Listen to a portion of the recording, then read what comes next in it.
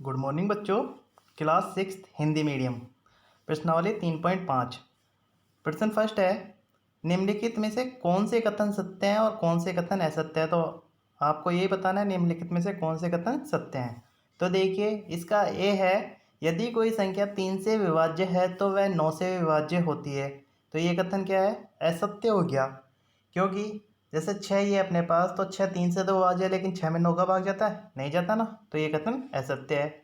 ऐसे भी है, यदि एक संख्या 9 से विभाज्य है, 9 से विभाज्य है तो वह 3 से विभाज्य होगी, ये सत्य है। जैसे 9 ले लो या 18 ले लो या 27 ले लो, सब में 3 का भाग जाता है और 9 का भी जाता है, तो ये सत्य है।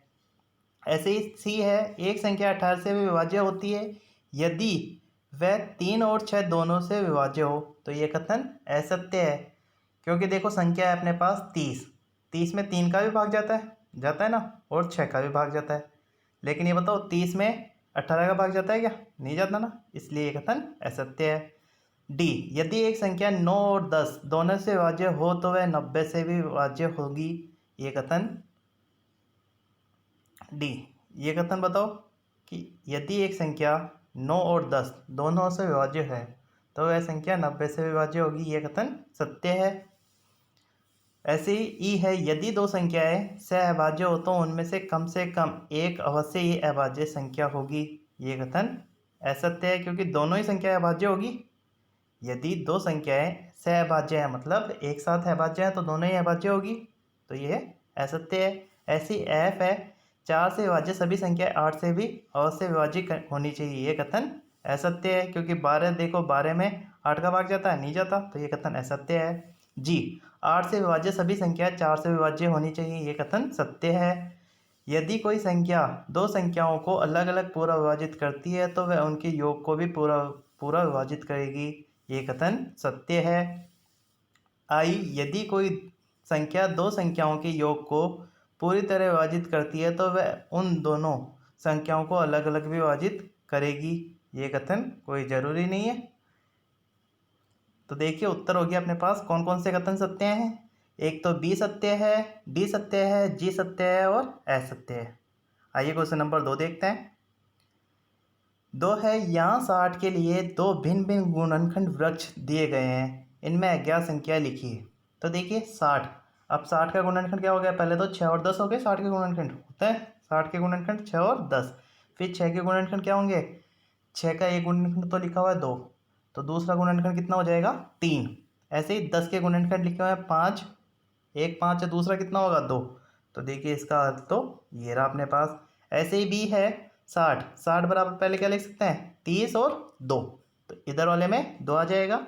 ऐसे ही फिर 30 बराबर क्या हो गया, 30 बराबर 10 गुणा 3, और 10 को क्या लिख सकते हैं 2 गुणा 5, ये रहा। ऐसे देखिए तीसरा, एक अभाज्य संख्या के अभाज्य गुणनखंड में एक भाज्य संख्या के अभाज्य गुणनखंडन में किन संख्याओं को सम्मिलित नहीं किया जाता। एक भाज्य संख्या में अभाज्य गुणनखंड में किसको सम्मिलित नहीं किया जाता, एक को, तो लिख दिया एक अभाज्य संख्या के अभाज्य गुणनखंड में एक को सम्मिलित नहीं किया जाता। ऐसे देखिए 4th नंबर का है, 4 अंकों की सबसे बड़ी संख्या लिखिए और उसे अभाज्य गुणनखंडन के रूप में व्यक्त कीजिए। अब बड़ी संख्या बोले कितने भी अंकों की, जैसे इसने 4 अंकों की बड़ी संख्या बोली है तो 4 बार 9 लिख देंगे, अगर 5 अंकों की बड़ी संख्या बोलेगा तो 5 बार 9। ऐसे ही अगर 4 अंकों की सबसे छोटी संख्या बोलता तो क्या लिखते, एक तो एक और बाकी 3 जीरो। ऐसे अगर 5 अंकों की बोलते तो 1 1 और 4 जीरो।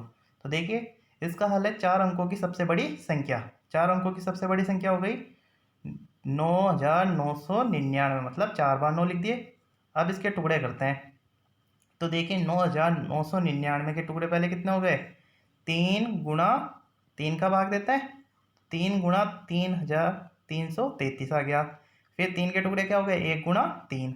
ऐसे ही 3333 के टुकड़े क्या हो गए, 3 गुणा 1111, और 1111 के टुकड़े हो गए 101 गुणा 11।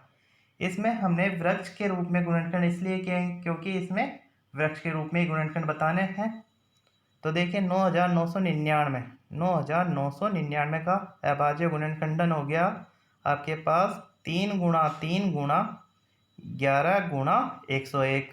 ऐसे देखिए आप 5 अंकों की सबसे छोटी संख्या, पाँचवा है, 5 अंकों की सबसे छोटी संख्या लिखिए और उसे अभाज्य गुणनखंडन के रूप में व्यक्त कीजिए। अब ये आपको बताया, अगर बड़ी संख्या बोले तो उतनी बार 9 लिखना है, अगर छोटी संख्या बोले तो एक बार 1 और जितनी संख्या है उसमें बाकी 0। तो देखिए 5 अंकों की सबसे छोटी संख्या लिखते हैं।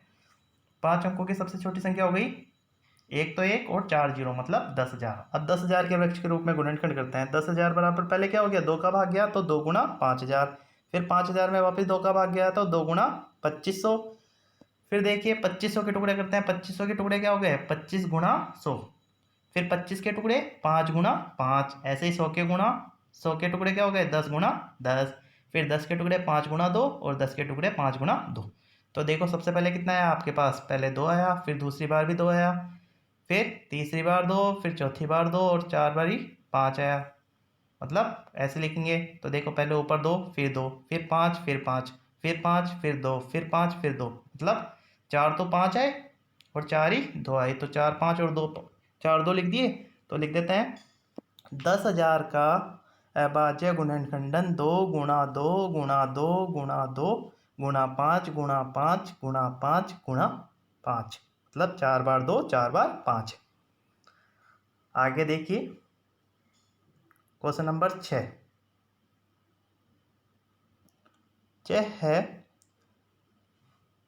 1729 के सभी अभाज्य गुणनखंड ज्ञात कीजिए और उन्हें आरोही क्रम में व्यवस्थित कीजिए। अब दो क्रमागत अभाज्य गुणनखंडों में यदि कोई संबंध हो तो लिखिए। तो देखिए 1729 का अभाज्य गुणनखंड लिखते हैं।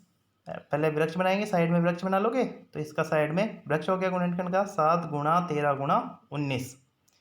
अब दो क्रमागत अभाज्य गुणनखंडों में, अब इसने बोला है अब दो क्रमागत अभाज्य गुणनखंडों में यदि कोई संबंध हो तो लिखिए। अब देखिए 7 और 13 में कितने का अंतर है, 6 का। ऐसे ही 13 और 19 में कितने का अंतर है, 6 का। तो लिख देता है दो क्रमागत अभाज्य गुणनखंडों का अंतर बराबर 6। आगे देखिए 7वां, 3 क्रमागत संख्याओं का गुणनखंड सदैव 6 से विभाजित होता है। 3 क्रमागत संख्याओं का गुणनखंड, इस कथन के कुछ उदाहरण से स्पष्ट कीजिए।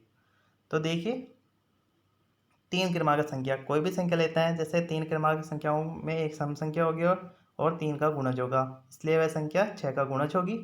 तो देखिए उदाहरण के लिए संख्या लेते हैं 2 गुणा 3 गुणा 4, क्रमागत है, 2 भी 3 भी 4 भी, तो 2 तिया 6, 6 चौक 24। ऐसे ही 4 को 5, 4 5 6, 4 पंजे 20, 20 छिके 120, तो ये 6 से भाज्य होती है।